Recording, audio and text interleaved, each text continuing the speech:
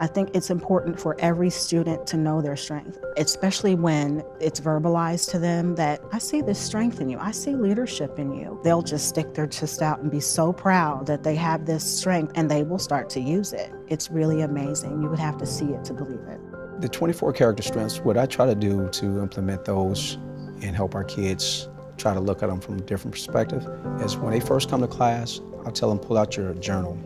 And when you look at your journal, you have 24 character strengths. I need you to focus on 3 today.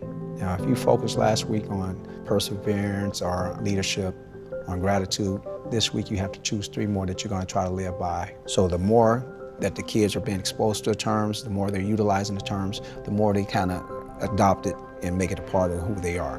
When we first started doing it, they just kind of looked around because they didn't know what to expect.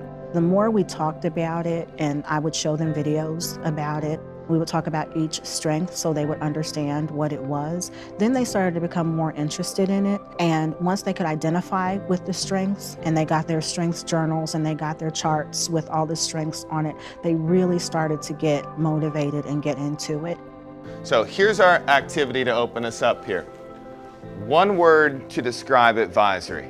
It opens doors to easily and quickly relate to the students because you can, again, draw parallels between yourself and then what they're experiencing as well. What is their strength? What are your strengths? You can match up personal experiences. That's been a key word for us all the way through the year, respectful. Excellent job.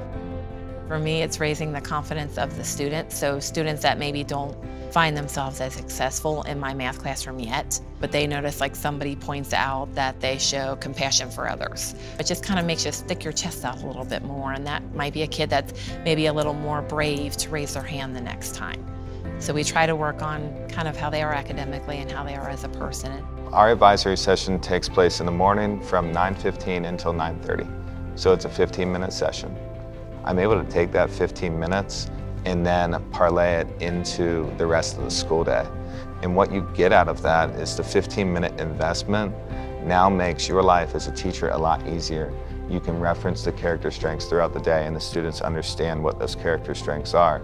So when I say to the student that has a bunch of energy, hey, I need you to dial down that zest, pull up your self-control.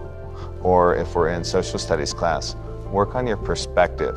Referencing those strengths, using those words, going through the scenarios that they go through in the lessons has made a huge difference with the students.